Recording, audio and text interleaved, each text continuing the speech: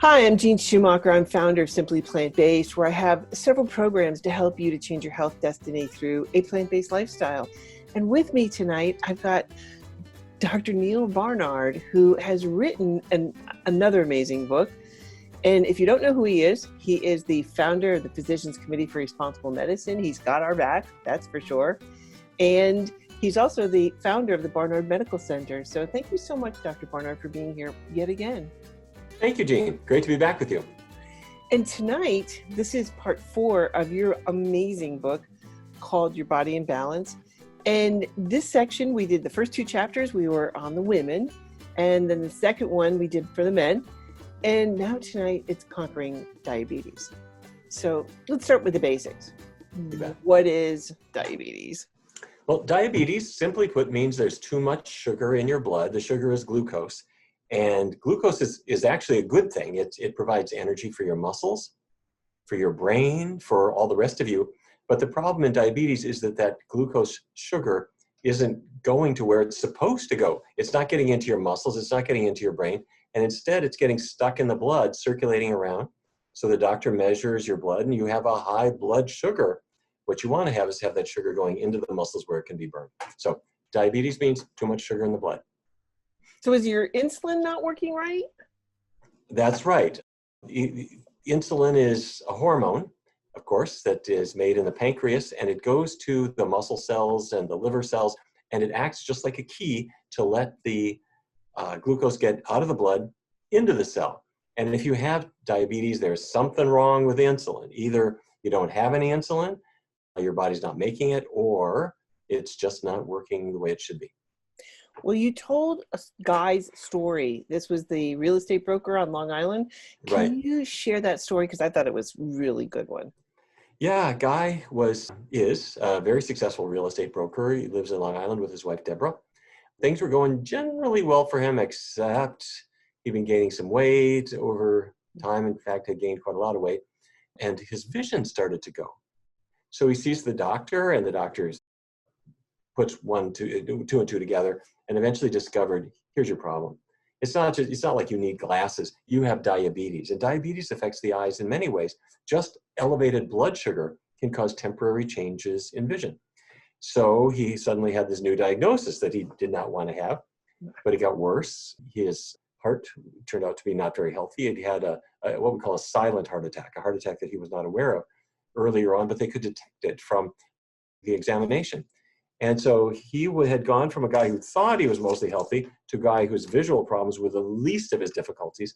He had type 2 diabetes, which was in poor control, and he had heart disease as well. So his doctor recommended various treatments. Take metformin pills for your diabetes. We can do some stents for your heart. We can do all these things. But he and his wife, Deborah, started thinking about this, deciding there had to be some better way. So she went on the internet. She started looking. And before too long, she found our work that said diabetes could be a two-way street. You've got it, maybe we can get rid of it. And she then learned about Dr. Caldwell Esselstyn's work at the Cleveland Clinic, who's done brilliant work on preventing and reversing heart disease. So they jumped in, and they threw out the meat and the dairy products and the eggs, and they went to a plant-based diet. And Guy started losing weight and improving. First of all, his vision cleared up, but his blood sugar came down. He was at about, I think, 295 to start with, and he dropped down to 190. So he dropped more than 100 pounds. Dropped more than 100 pounds. That's a person. Yeah. And his blood cholesterol on no cholesterol-lowering drugs. His total cholesterol was something like 128. We wanted below 200. He was just way below that, and his bad cholesterol was terrific too. It was below 70. So anyway, he was just a picture of health. He no longer had diabetes. So back in the old days, we would think that's not possible. It is possible, and he felt better than he felt in a long time. One other thing I need to tell you though, he had a friend, a colleague, whose wife was sick, really sick, and she needed nursing care with the kinds of problems that we talk about, the metabolic issues. So he passes along his prescription to her. Let's change our diet. And it revolutionized her health as well. She ended up improving so much that she could leave the nursing home and go back home. And Deborah, Guy's wife, in the process, That's awesome. she was pretty healthy to start with, but she lost 25 pounds too. So they become tremendous advocates. And I met them. I was giving a talk in New York, and I happened to just run into her in the hall, and she picked me out, and we started talking. And so I thought, what a wonderful success. So anyway, that's Guy and Deborah. Wow. That's a great story. I mean, when you can see the power of it, and then you can start sharing it and paying it forward. I mean, there's just nothing better. Well, I think you said it. I think that's exactly it. First of all, it's important to recognize the power of this. Now, not everyone is as sick as Guy was, or they may not have as much weight to lose as he did, but they can succeed even more rapidly. And so anyway, he did wonderfully, but he did the most beautiful thing of all, which, if somebody just gives you a prescription, you take the drug, it doesn't help anybody else. But if they show you how to eat in such a way that we're tackling the cause of these problems, and then you can share that with your spouse, your kids, your extended family, your community, other people that you're working with, there you're revolutionizing the health of the people that you know. I know. It's so powerful. Mm-hmm. Well, there's 3 types of diabetes. Would you explain what the difference is? Yep, you bet. Type 1 is childhood onset, used to be called childhood onset. The pancreas has stopped making insulin. The pancreas has what we call beta cells that make insulin. They're dead. And the reason they're dead is that an autoimmune reaction has killed them off. The body is attacking its own insulin-producing cells. Now, the more common type is type 2. And there the pancreas is still making insulin, but for some reason the cells are resisting it. And we now know why that is. It's because the cells are filled with microscopic fat particles that interfere. And the third type is gestational diabetes, and as its name implies, it occurs during pregnancy, but it's effectively the same thing as type 2, except, in other words, the cells are insulin resistant, but it goes away after pregnancy is over. But it's a sign that you're headed for type 2 diabetes if you've got gestational, and it comes back with each pregnancy, and eventually it just turns into type 2 for a great many women. So it's a shot across the bow. So that's where we are. What Guy had was type 2. It's the most common type. Well, just going back to type 1, is it possible to reverse that? With what we know now, no, except perhaps in very early cases. There are some people working on cases where it's just transitioning. The last few beta cells are being killed off, and there's been some suggestion that type 1 could be reversed. However, if it is irreversible, which in most cases I think it is, because the pancreas is just, the cells are gone, you could still improve it a lot. And well, 2 things should be said. The first is that what kills a person with type 1 is the same thing that kills a person with type 2. And it's not a high blood sugar for most people. It's cardiovascular disease. The heart and the blood vessels are attacked by this disease. So if we follow a healthy, completely plant-based diet and really baby the heart and baby the arteries, you can live a normal life. But the other piece of this is that when people have gone on low-fat vegan diets, which we have been pioneering for type 2 diabetes, but if they got type 1, what we discover is they do better too. Their insulin requirement drops 30-40% in many cases, and their complications are much less likely to occur, as we've seen. So it's the same diet approach, but with type 1, they're likely to not be able to get rid of it completely. Why? Why is this happening? Why does type 1 happen? Yeah. Well, there are some genetic predispositions to it, but that's not the whole story, because you can have identical twins, one gets it, the other doesn't. So it's not just genetics. Some evidence has suggested that it might be a virus that might tip it off, but there has been a really interesting area of research, and that's looking at cow's milk. And it was 1992, the New England Journal of Medicine. Researchers had looked at a large number of newly diagnosed kids with type 1 diabetes. Every single one had antibodies to a fraction of cow's milk. And those antibodies in turn appeared to be able to destroy the insulin-producing cells. So ever since then, I have to say, researchers have been trying to understand, does cow's milk act as a trigger for type 1 diabetes, and could avoiding cow's milk lifelong prevent it?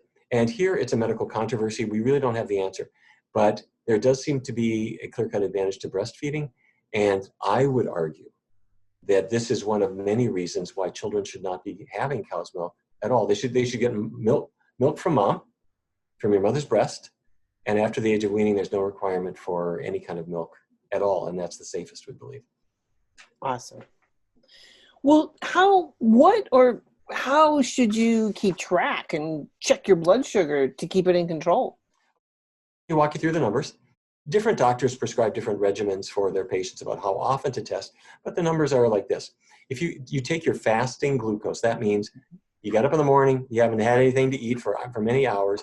If it's below 100, you are in the normal range. But if it's above 100, that's when the doctor is talking pre-diabetes. You're headed for type 2 diabetes. But once it's above 125, the doctor says, this is diabetes. Now, doctors will, if they get it once, they're going to want to confirm it before arriving at that diagnosis, but that's where they are. Now, more and more people are using hemoglobin A1C.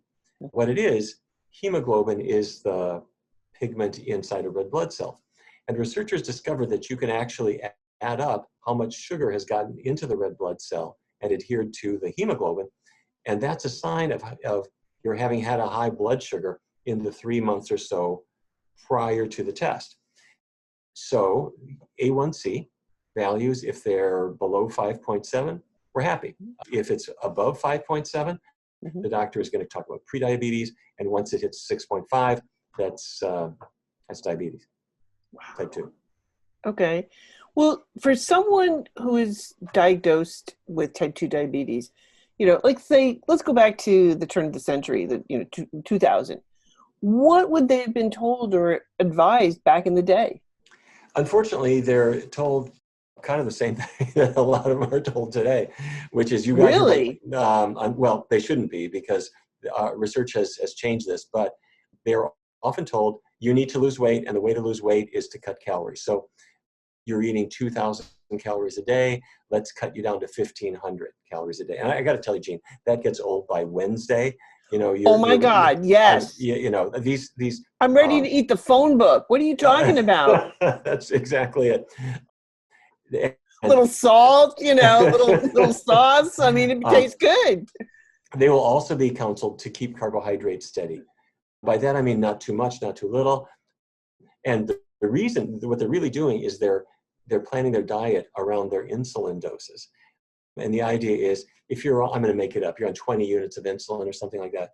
If one day you have a whole lot of carbohydrate and then the next day you don't have any, we can't really regulate how much insulin you're going to need. So the dietitians and nurses and others have encouraged people to keep their carbohydrate intake pretty much steady from day to day and throughout the day. So that's kind of where we were until about 2003, when the NIH, National Institutes of Health, gave us a grant to test that diet against a much better diet, or what we hoped would be a much better diet, and that's a low-fat, completely vegan diet or a plant-based diet. Well, let's talk about the Seventh-day Adventist study. What did that show in regards to diabetes? Okay. The Seventh-day Adventists are pretty much health-conscious people. And so that has meant that every researcher in the world wants to put them under the microscope. So you've got this huge number of people that are non-smokers and mostly teetotalers, and they eat very moderately, and as I said, are health-conscious, and so forth. However, some Adventists eat meat. Some have meat, but maybe only fish, not other kinds of meat. Some are vegetarian, but they're eating cheese and eggs. And some follow a completely plant-based diet, a completely vegan diet. And what researchers have found is that those diets have a dramatic association with health. The first thing that researchers discovered, and this is called the Adventist Health Study 2, is that the meat eaters are heavier. By and large, the average meat eater their weight is in the overweight range. But the average vegan was much slimmer. And the other diet groups were right in between. The fish eaters were sort of halfway between the meat eaters and the vegans. But then what really got everybody's attention was diabetes. For the meat eaters, it was common. For the fish eaters, it was a little bit lower because they weren't having pork and beef and so forth, but they were having fish. It was a little bit lower.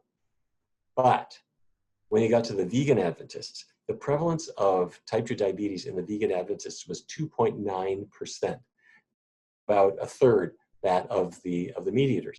Yes, a very rare condition.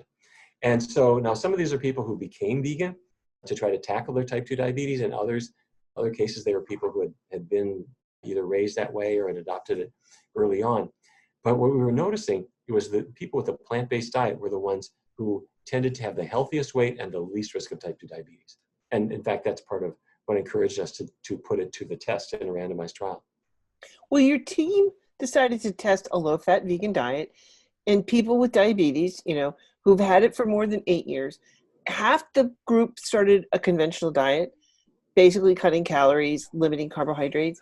The other half eliminated, animal products, fatty foods, kept it to a minimum, but had no limit on calories or carbohydrates. That's right. What was your results? Okay. First of all, both groups did well. The people on the conventional diet, when we looked at their A1C, they dropped about 0.4 absolute percentage points, which is a good drop on average. However, the vegan group dropped 3 times more than that. They dropped 1.2 absolute percentage points just on average. And I got to tell you, Gene, if you had a pill that would do that, that is a great pill. Their cholesterol's improved, their blood pressure's improved. Many of them needed less medication. In some cases, they come off their medication completely. And that's where we started to see what I have to say, what at the time I was not really prepared for, which was diabetes going away, because that was thought to be impossible. But now, were you doing the Snoopy happy dance? it was a big moment. I have to say, this is 2 decades ago. But at the time, people would get all upset if you would say that someone's diabetes went away, because the idea was, once you have diabetes, you'll always have diabetes. And I have to say, we've gotten quite comfortable now with saying that it's a reversible condition, but not really likely to be reversed unless the person tackles the cause of it. And the cause is not eating rice or eating bread or things. We've got to be much more modern than those kinds of diets. And I have to say, it's an unfortunate thing to see that still there are many people who emerge from their diabetes clinic and they're told to limit carbohydrate, and as if that was the cause of it. It's a symptom of it. If bread makes your blood sugar spike, it's for an extended period of time, that's a sign that you're insulin resistant. That's a sign that your cells are not behaving, because healthy cells should be able to take that glucose out of the blood. If they can't, there's something wrong. So if all you're doing is avoiding bread, you're not getting to the cause of the disease. It's the root cause, and it's the food. It's the food. Yeah. We've got to get to the cause, the root cause, and it's the food. So how does a plant-based diet improve blood glucose, and how does it control it so dramatically?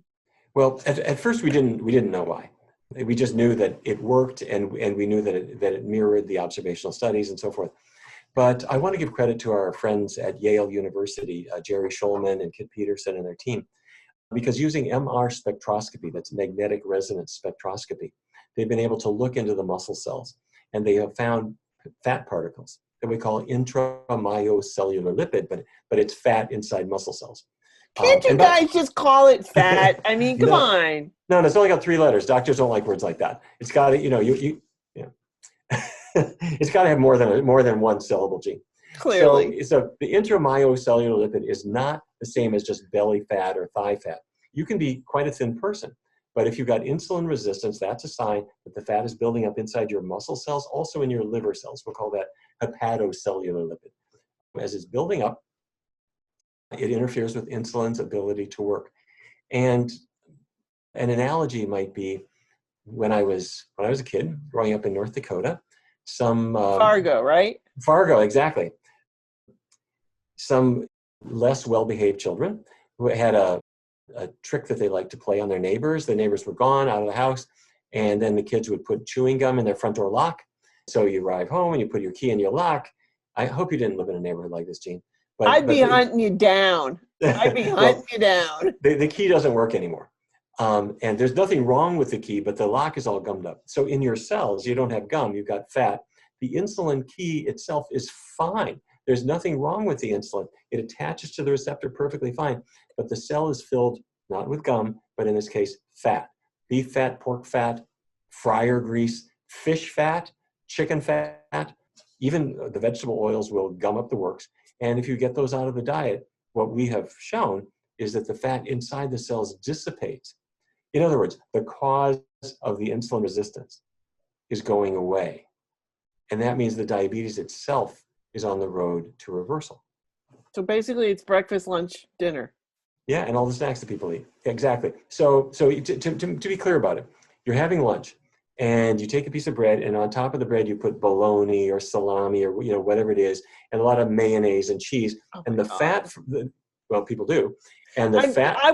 That would have been me, back in the day. I mean, and a half an inch thick of mayonnaise at least. I mean, Yeah. woo. So the fat from those foods gets into your bloodstream and it goes to the muscle and liver cells, and the fat enters the cell and it stops insulin from working. So now Dr. Barnard says, let's avoid animal products and keep the oils really low. So I'm having a bean burrito or a veggie chili. I'm having my angel hair pasta topped with a light marinara sauce or arrabbiata sauce or whatever.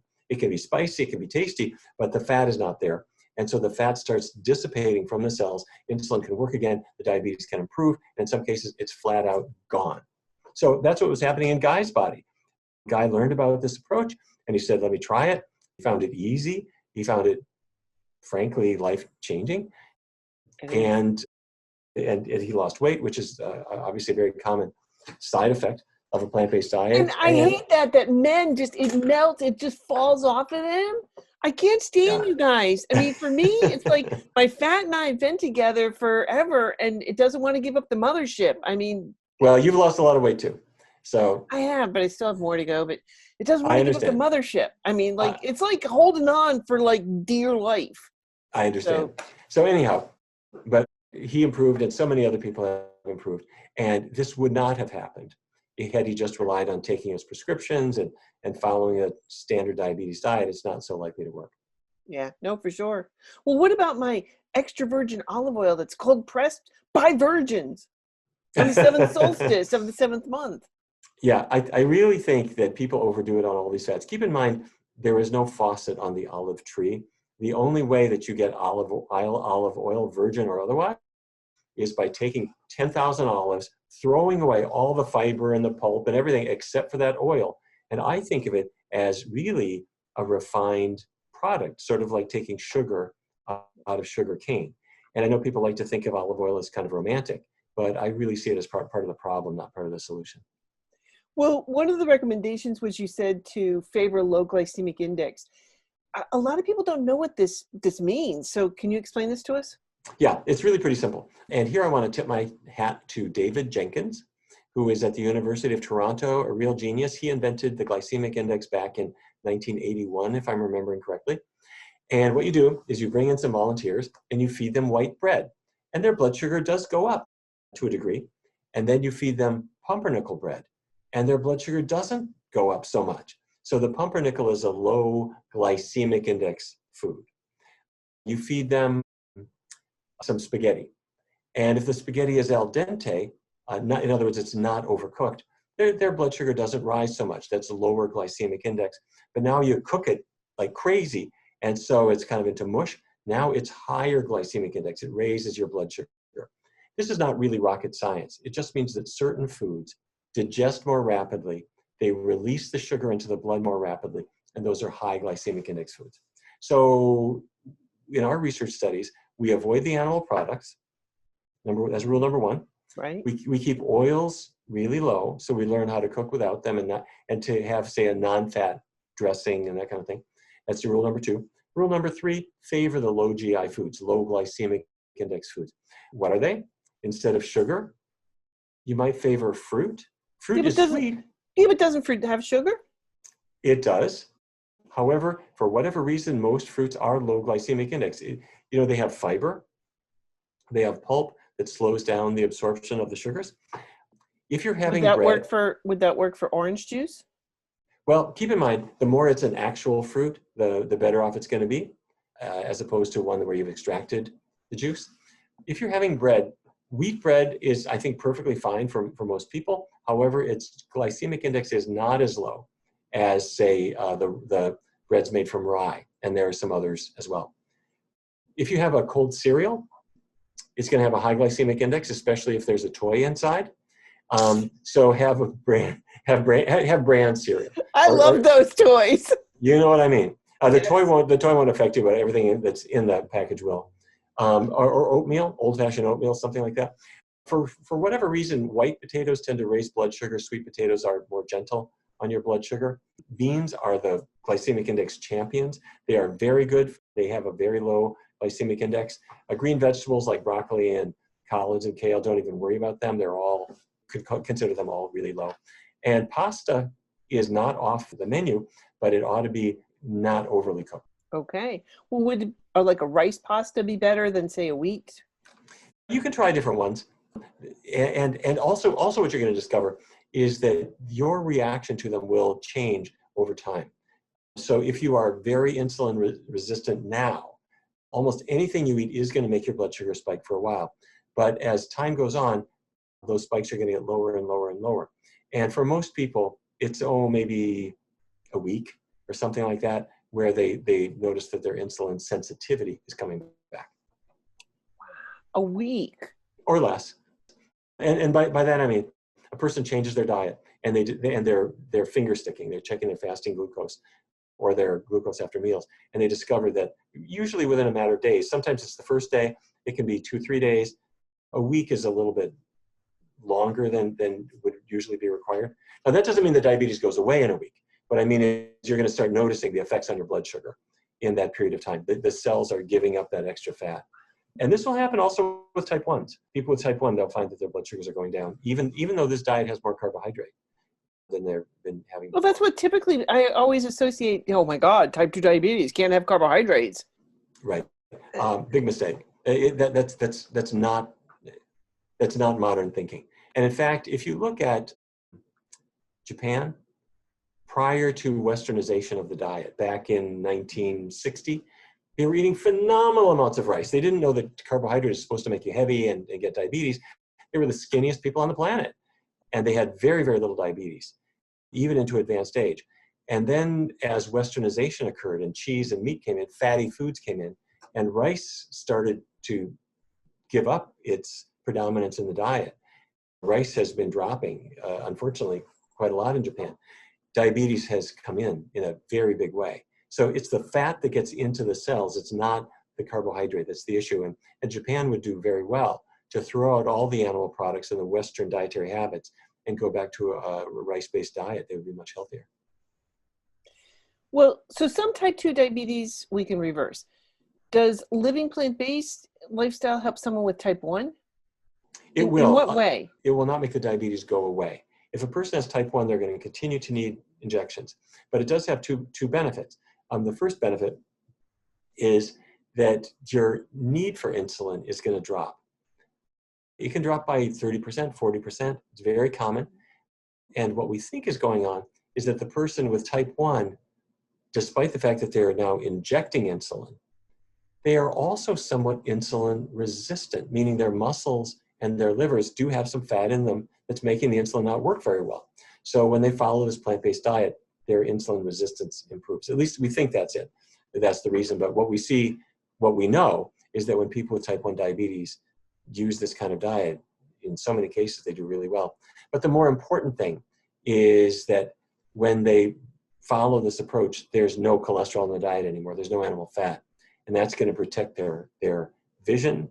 That's going to protect the arteries to their heart, the arteries to the brain. It's easier on their kidneys. So it means they can live a normal life without the fear of the complications that otherwise would have been in front of them. Wow. Yeah. You made a pretty provocative statement in this book, which I was just like, whoa. You said a plant-based diet may prevent type 1 diabetes. You're going to have to explain this one. We need more study here, but there has been substantial evidence that exposure to cow's milk proteins may be the trigger for type 1 diabetes. Cow's milk is a cocktail that includes a variety of proteins. And in the course of drinking that milk, than the toddler who's at daycare or whatever, drinking a glass of milk. The milk proteins get into the child's blood. In some cases, the body reacts to those proteins by making antibodies that appear to be able to attack and destroy the beta cells of the pancreas. Now, this is theoretical, but there's a lot of evidence that this is in fact the case, as well as evidence that breastfeeding is somewhat protective.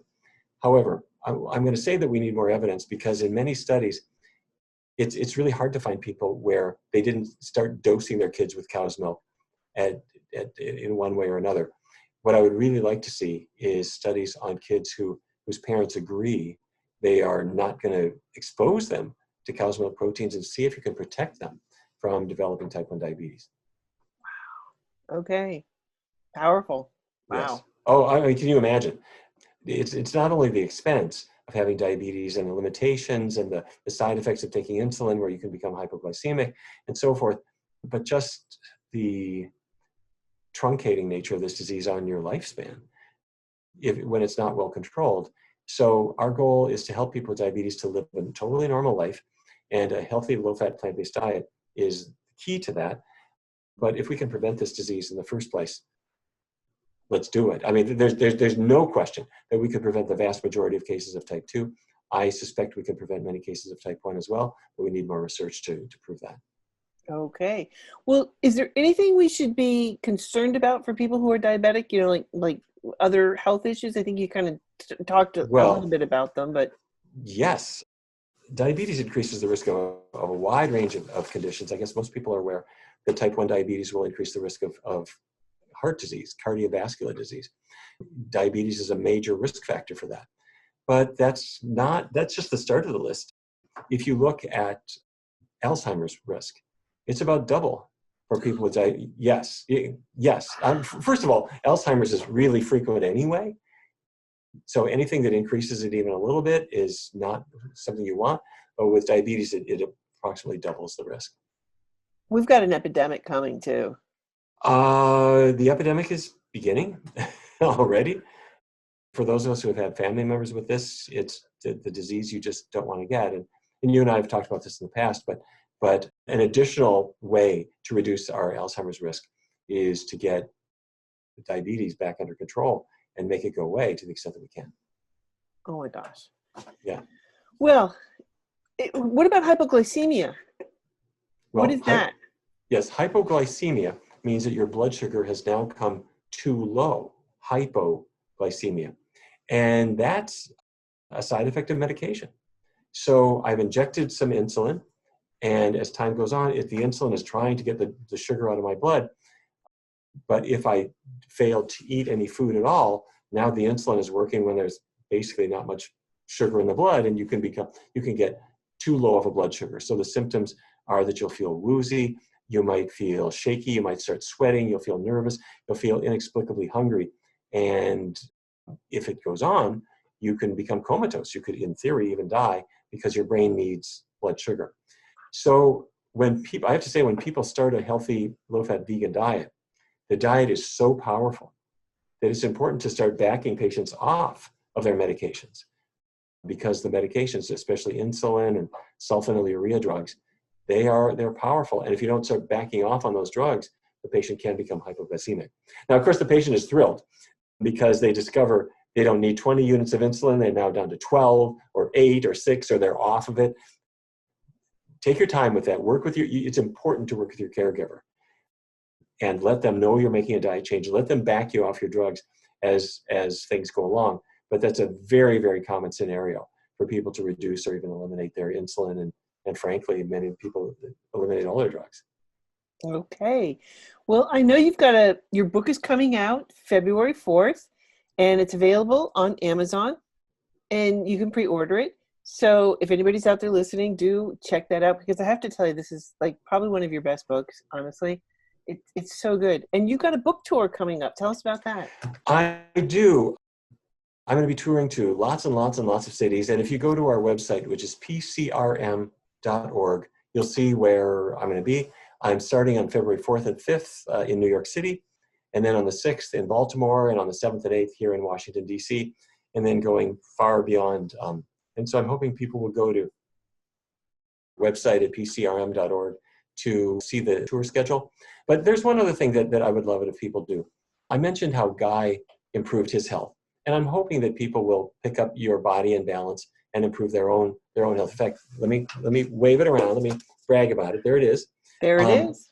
But Guy talked to his friend who had a wife who needed help. And she was in a nursing home was really sick with health problems. And he shared this information with that family. And she was able to pack up her bags, check out of the nursing home, and get back to her family. I mean, that doesn't happen. Well, you go into the nursing home and you come out in a pine box. I mean, let's be realistic. And that wouldn't have happened, except that Guy shared this information. So here's what I'm suggesting, is when I write a book like Your Body in Balance, my hope is that people will read it and they'll profit from it. But the most important thing of all is to share this information with other people. Yes. If you know somebody who wants to knock off some weight, who's got diabetes, or who's concerned about this, or somebody has a family member, or somebody's about to raise a family, or if someone has the other issues that we've talked about, menstrual problems or menopausal problems or endometriosis, my real hope is that we're going to be a team together sharing this information with other people. And when I got my medical degree, I was qualified to give out metformin prescriptions and insulin prescriptions and things. That only helps the person who you give the prescription to. But when you give knowledge about how to select foods, you affect their whole family, you affect the whole community. And it can be sometimes discouraging when you realize the pharmaceutical industry is enormous, this medical complex that we have is huge, and how are we ever going to replace that with healthier eating? Well, there's an important place for medical care. But if we share this information around, the requirement for medical care will be much reduced. And that has really got to be our goal. Let's share the information, save some lives. Please do. And I think one of the biggest things is to find a support group, to help Yes. you. And there's a lot of Facebook groups out there that can help you, that can provide the support as you transition, because you're going to have questions. Oh my gosh, you're going to have a lot of questions. So it's really helpful to find a group, a support, and get a life coach, or a health coach to help you, or pop down to the Barnard Medical Center. You guys will help down there. So we would be more than happy to. And by the way, along the lines of also sharing this message more broadly, not only do patients come here, we're in Washington, D.C. at the Barnard Medical Center. Not only do patients come and their families come, when we have classes all the time, every week, we have classes that are free that people can attend. But we also have medical students who come, and doctors, not only from the U.S., but from other countries as well, residents in training, because they in turn can carry this message to their own clinics and their own practices. So to me, that's my theme for the day. Let's share this information. I'm hoping that people get better individually, but the best thing you can do is to share it. How proud you must be, honestly. Well, do you still have that little glow every time you pull up to the Barnard Medical Center? I have to say we're mission focused here. The whole idea is to help people to come into the door with the problems that they have, and with the risks and challenges that affect their families, and for us to do our best to give them information to help themselves. And by the way, as much as I've been maligning prescriptions, we will use them if we need them. So we do have regular medical care here as well. But the goal here is to try to prevent problems, tackle them if we can.